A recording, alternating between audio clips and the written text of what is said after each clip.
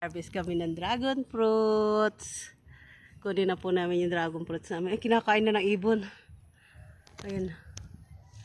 Ang laki! Oh, ngayon lang ako nakapagpabunga, oh. Yan, na bumubunga pa, ayun, oh. Ayun, oh.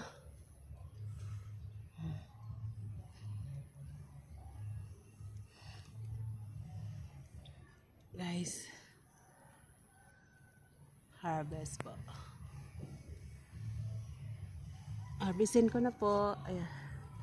Wow! Ang cute! Wala, hinog na! Guys! Ang laki pa naman, oh my God! Ang laki! Ang laki-laki! Nakakatuwa talaga! First time ko makapagpabunga nito. Ayan pa. Ayan. Yan pa yung bunga na sunod. Tapos yun pa. Wala, ang dami niyang magiging bunga na. Nakakatuwa naman siya. Diba? May na-harvest na ako. Isa, napakinabangan. Mahawakan mo, Maika. Isa, ikaw kakainin natin yan.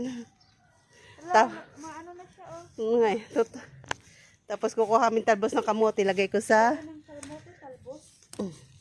isda. Ay, talbos na. Ito, inadobo na nito eh. Tanim ko ito eh.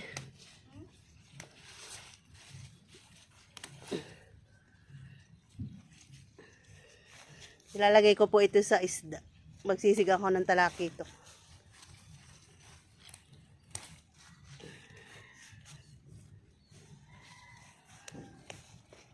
Guys, ang daming bunga ng kamyas, oh.